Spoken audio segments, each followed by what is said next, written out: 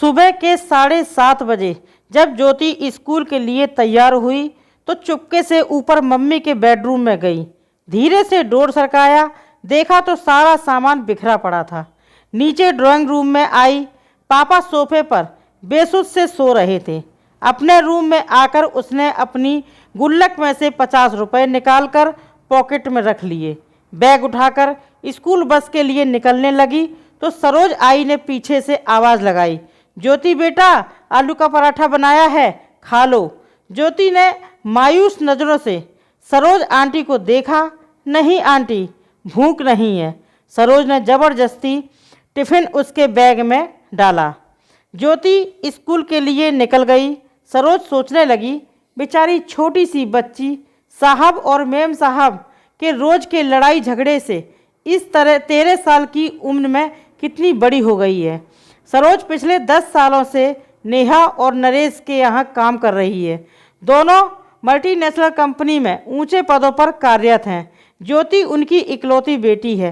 किसी भी चीज़ की कोई कमी नहीं है, पर हर समय दोनों एक दूसरे से लड़ते रहते हैं। नरेश पिछले कुछ समय से नेहा से तलाक चाह रहा था। ज्योति बिटिया की जिम्मेदारी नेहा उठाए और नेहा ज्योति बिटिया की जिम्मेदारी नरेश को देने के साथ जायदाद में हिस्सा चाहती है। इस कारण दोनों लड़ते रहते हैं। बच्चे की जिम्मेदारी कोई नहीं लेना चाहता, इसलिए दोनों एक दूसरे के लिए अपशब्दों का इस्तेमाल करते हैं। बेचारी ज्योति स्कूल से घर आकर अपने कमरे में दुबक जाती है। केवल सरोज आंटी से ही बात करती है। रोज की तरह नेहा और नरेश ने नाश्ता अपने अपने कमरे में किया और ऑफिस के लिए निकल गए। करीब 12 बजे स्कूल से कॉल आया कि जल्दी हॉस्पिटल पहुंचो, ज्योति को चोट आई है। हॉस्पिटल पहुंचकर पता चला कि ज्योति बहुत ऊपर से सीढ़ियों से गिर गई है। आईसीयू में रखा गया था। ऑपरेशन की तैयारी हो रही थी। सिर में बहुत गहरी चोट आई थी। ऑपरेशन शुरू हुआ पर जिंदगी मिली ना मौत। बिटिया कोमा में चली गई। नेहा और नरेश स्तब्ध रह गए। उन्हें ऐसा झटका लगा था कि अपनी सुध-बुध ही खो बैठे थे। ज्योति की दादी भी आ गई थी। बेटा बहू को देखकर नफरत से मुंह फेर लिया। पूछताछ हुई, टीचर स्टूडेंट सभी के बयान लिए गए। यही पता चला कि बैलेंस बिगड़ने से नीचे गिर गई।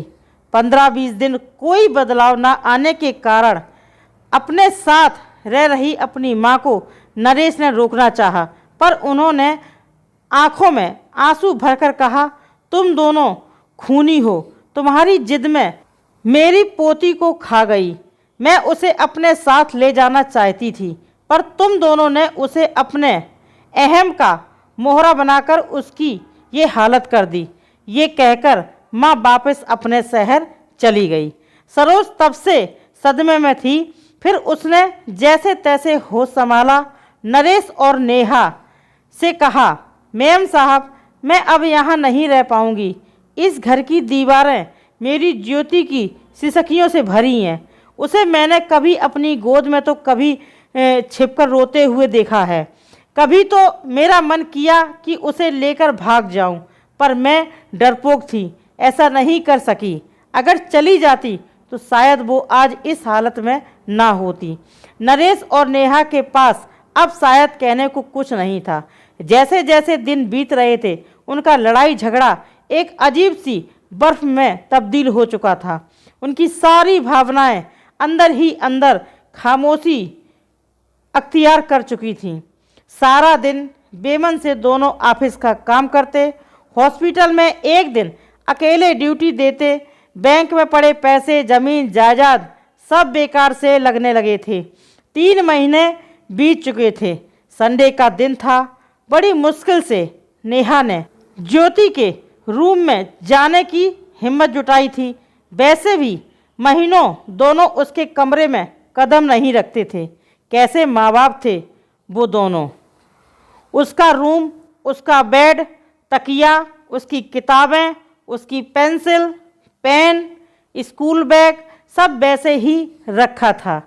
अलमारी खोली तो उसके कपड़े नीचे गिर पड़े। उसका हल्का ब्लू नाइट सूट जिसे वह अक्सर पहना करती थी, नेहा रोते हुए अलमारी से सामान निकालने लगी। तभी उसके हाथ एक ब्लू कलर की डायरी लगी। उसने कांपते हाथों से उसे खोला। आगे के कुछ पेज फटे हुए थे।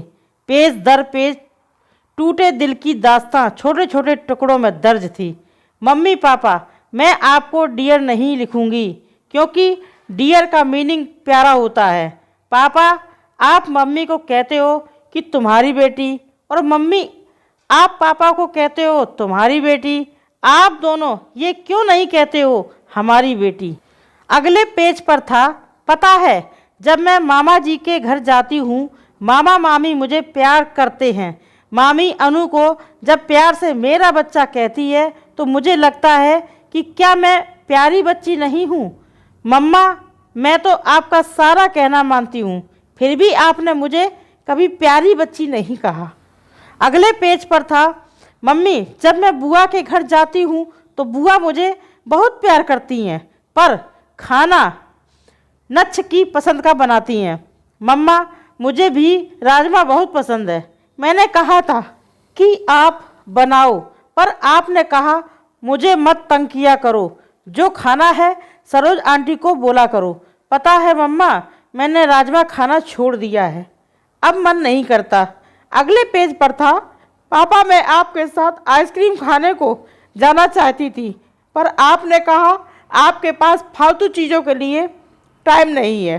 पापा, जब चीनू मासी और मौसा जी मुझे और विपुल को आइसक्रीम खाने ले जा सकते हैं तो फिर वो क्यों नहीं कहते कि ये सब फालतू चीज़ें हैं? पता है मम्मी, मैं अपने घर से दूर जाना चाहती हूँ, जहाँ मुझे ये सुनाई दे कि ज्योति को मैं नहीं रखूँगा या रखूँगी, जहाँ पापा के चिल्लाने की आवाज़ ना सुनाई दे। पापा, अगर मैं बड़ी होती तो मैं आप दोनों को कभी परेशान नहीं करती, मैं खुद ही चली जाती। मैं तो आप दोनों से बहुत प्यार करती हूँ। पापा मम्मी, आप दोनों मुझे प्यार क्यों नहीं करते? एक पेज पर था, I love you Saroj aunty, मुझे प्यार करने के लिए, जब मुझे डर लगता है तो अपने पास सुलाने के लिए, मेरी हर बात सुनने के लिए। और अंतिम पेज पर था, दादी आई लव यू, आप मुझे यहाँ से ले जाओ, आई प्रॉमिस कभी तंग नहीं करूँगी। नेहा डायरी को सीने से लगाकर जोर जोर से रो पड़ी।